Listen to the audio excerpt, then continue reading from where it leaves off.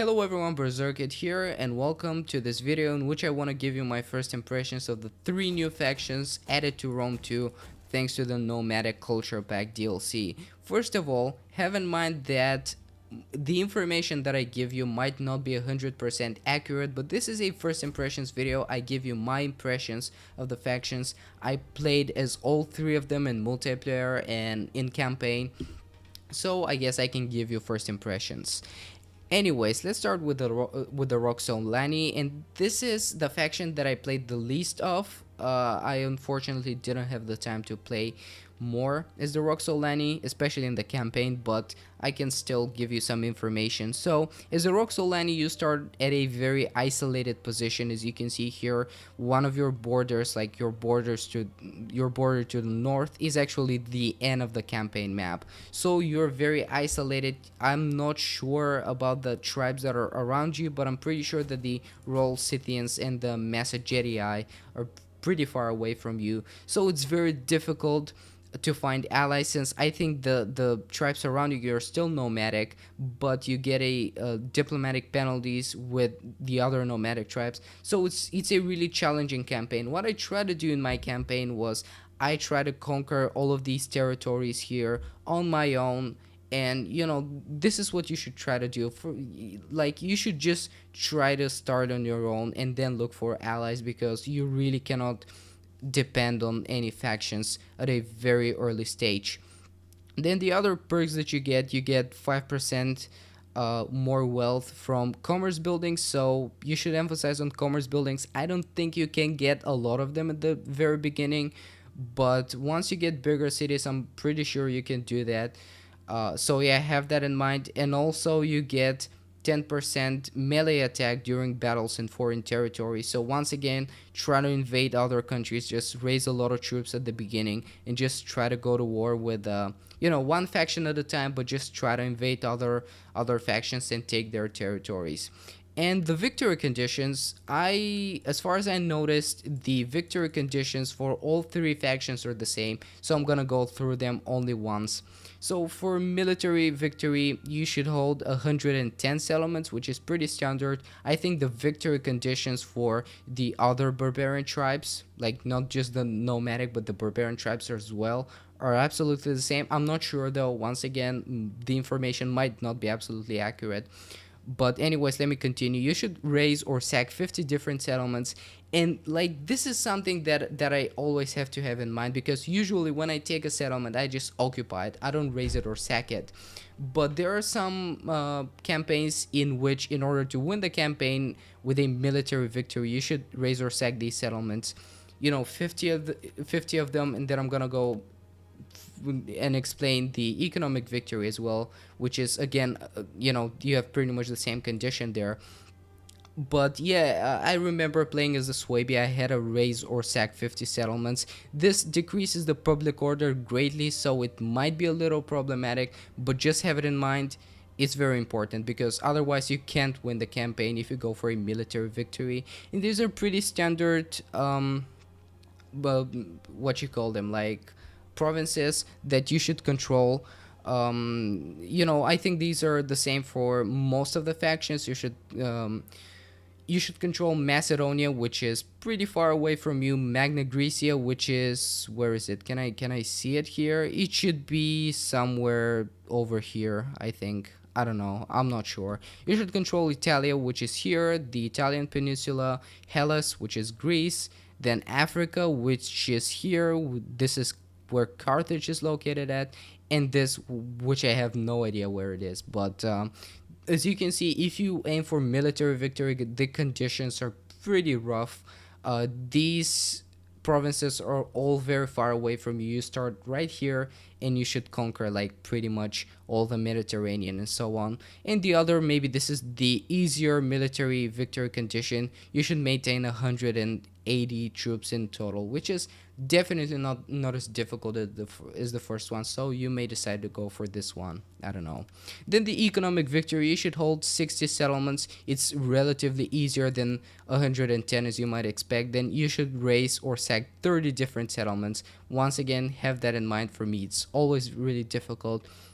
And then these are the the provinces that you should hold, but you can hold them through military allies.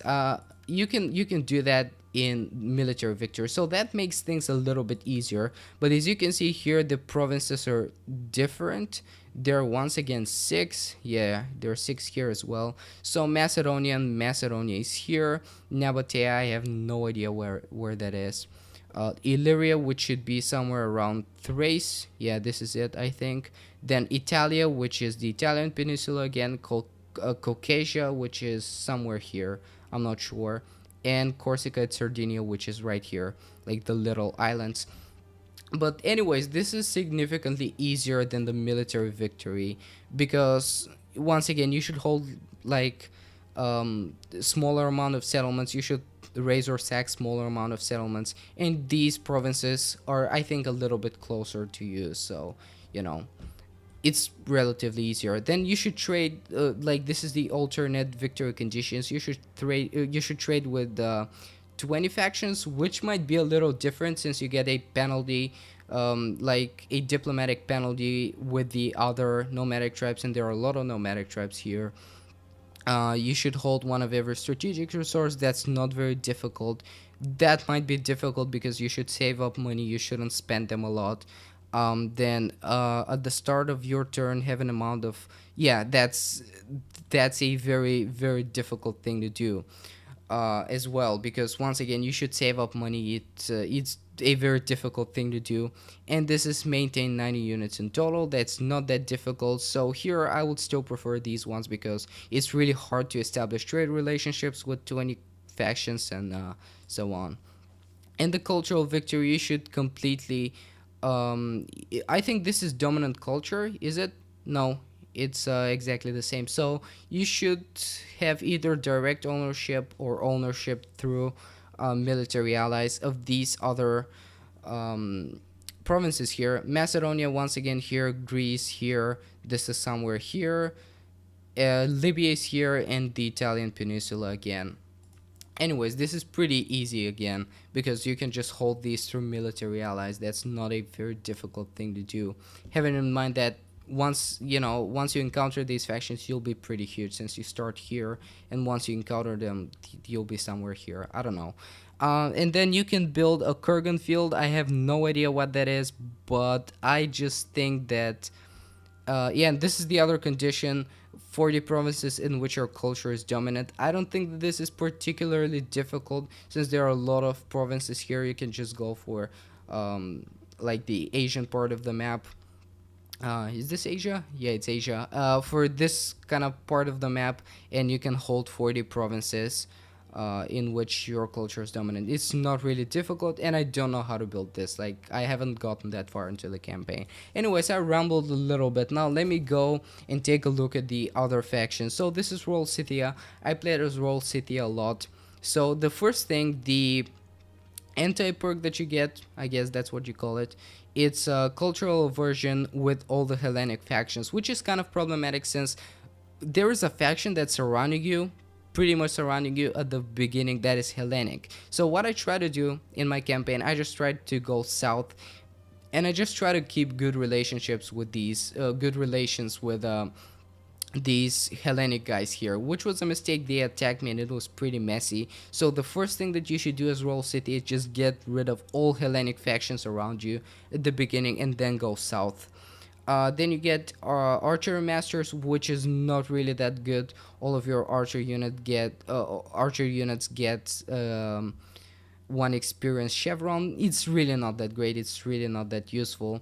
And this is more useful. Industrial buildings, you get 10% more wealth, which means that once again you should have bigger cities in order to build these industrial buildings, but it's useful because it's not 5%, it's 10%, it's significantly more. And then we go to the Massagetae. I had a very tough time learning their name. For some reason I didn't associate it with anything, but anyways, let me not go there. You get cultural aversion with the Eastern factions. You get major diplomatic penalty. So what you should do here, what I did in my campaign and I did right, was that I tried to make a confederation, like create a confederation with other nomadic tribes. I try to get many allies to the north, and then just went south and attacked the Parthians and the other eastern factions, which is not difficult because they're gonna ally each other, and you're kind of bottlenecked here. As you can see, your allies are to the north and they can't really help you against Parthia. So once again, it's tough, but this is what you should do. And they get, I think, the best perk in overall. Like, this is the best thing that you can get. 20% more wealth from livestock buildings, and you need livestock buildings. Like, as one of the nomadic factions, these livestock buildings are really vital, because from livestock buildings you get your horse archers, and you can build them really early on. Like, even if your settlements are not big, you can still build livestock buildings, and you get 20%. It's not 5, it's not 10, it's 20%. It's really, really good. And this is fierce independence. It's not really significant, it's not really all that important, but you get 10% melee defense for all units during battles on your own or allied territory. So once you lose, like if you start losing against Party and the other eastern factions and they start to invade you, you get a major bonus melee defense. That's basically it. Anyways, now I should go to the custom battles and show you the units and tell you kind of what each faction is good at. I'm gonna start with the Roxolani, since they're the first faction. So the Roxolani get, I think, the unique units for this faction are the Sarmatian Royal Lancers. They also get some Sarmatian Horsemen, Sarmatian Riders, and that's pretty much all of their unique units. So these guys, as far as I know, they're not a bad unit, although they're pretty much standard shock cavalry. Their armored value is not pretty high. As you can see, they have a lot of health, but their armor is not as high as some of the other units that I'm gonna go through a little bit later. But they have a good charge bonus, they have a good weapon damage, so they're not a bad unit. Although they are a little bit expensive, I think that's not a lot for cavalry, but still they're not a very cheap unit. But they're significantly better than these guys. That's totally for sure. I don't know about their stats. Like, they don't look as much, you know, so much better. But in battle, I can tell that these guys are much better. Then you get the Sarmatian Horsemen. The other factions don't really have a good melee cavalry unit. This one's good. It's not very expensive. It's not the best melee cavalry unit that you can get, but it's a decent unit. And as for these guys, I've never used them, but I can tell that they're not a particularly good unit. But if you want to go for numbers, you can pick just more of these guys. I guess they're more cost efficient. I don't know, but I would personally go for these guys, and they get pretty standard missile cavalry here. As you can see, noble horse archers, not very mobile. Again, you can go two ways here. You can either get numbers and get, you know, many of these guys, although they're not a great unit. Once they get caught, they're totally dead, and these guys can at least hold for a little while. Then all the nomadic factions have step ballista. This unit is good. Like, I really thought that it's really crap, but it's not. I actually used it in battle in campaign, and they were able to inflict a lot of casualties. However, look at their price. They're pretty damn expensive, so they're not cost efficient. In campaign, they can do really well, but in multiplayer battles, I wouldn't suggest using them. Then we go to Royal Scythia. What's unique about Royal Scythia? Like, they have 3 unique units, I think. But what's the most unique about them is that they get missile cavalry units, unique missile cavalry units. They're skirmish cavalry units, and they throw javelins. They don't shoot arrows, which is something that the other factions lack. For example, they have these Scythian Royal skirmishers. I've never used them, but what I can tell you about them is that I would usually go for archers, because these guys, you should go closer to your enemy. I guess they're more mobile since they're not that armored, and you can do more damage once you get close, but it'll be easier for your opponent to catch these guys. So I wouldn't really suggest using them, since they have a lot of health, but their armor is pretty low, and they may die very easily. And once again, if you prefer numbers, you can use these guys, but once again, they're pretty crap, and they're gonna die very easily. And Royal Scythia also have some decent melee cavalry. These guys, Scythian Royal Horse, once again, I've never used them in multiplayer battles, but I think they're a decent unit. Their charge bonus is not very high, but that's just because they're a um, a melee cavalry unit. They're not a shock cavalry unit, but they have a lot of health. They have good morale, decent armor as far as I can tell. So yeah, once again, they're not the best melee cavalry unit in the game, but they can do some good job. And then my favorite faction of the three, the Massagetae, they have the Saga Cataphracts, and these Saga Cataphracts, I am not 100% sure, but as far as I know, they're the best shock cavalry unit in the game. I think they're better than the standard Eastern Cataphract units or the Hellenic Cataphracts even. I think that the Saga Cataphracts are just the best unit. I use them in multiplayer. They can really do a lot of damage. And they're shock cavalry, as you can see, but they do just as good in melee if you use them as melee cavalry. They have very high health, a lot of armor, a lot of morale, and if you really charge your enemy, they can do a lot of damage, and they're not that easy to kill. So they're expensive, but they're totally worth it, like, believe me. Then you get the Saga Cataphract Horse Archers. These guys are not very mobile, as you can expect, but what's good about them is that they're very difficult to kill. Like, I remember, I may show you this battle actually. My opponent picked Scythia, and I didn't know how to counter this faction, so I just spammed a lot of Saga Cataphracts and Saga Cataphract Horse Archers. And I can tell you, these guys, like, you can't get a lot of them, so you're gonna get outnumbered. But if you really use them in a good way, like if you're good at micromanagement, then you can really do a lot with these guys. They do good damage, like decent as far as I can tell. They're not very mobile once again, but they're very, very difficult to kill. Anyways, I went through all the units now. I showed you, like, I gave you my thoughts about on the campaign and so on. So I just want to summarize what I said. These factions, like in campaign, they're like, the campaign is totally challenging. Like, I had very difficult time, especially at the very beginning. It's difficult, you don't get a lot of allies, it's difficult to find factions that you can rely on, but it's very challenging. Like, if you like it, it's good for you. Especially the the Roxolani, I think that's the most challenging campaign in the game, and these in overall, I think they're the most difficult campaigns. So if you like challenge, go for them. Like, the campaign's totally great. And in multiplayer, like, you can't really experiment a lot with these factions. They don't have a great variety of units, but they have some decent units. I like the Massagetae once again. And if you're good at micromanagement, these factions are totally for you. I'm not, so I try to not use them a lot. But if you're good at micromanagement, you can get a lot of decent horse archers and, you know, shock cavalry units.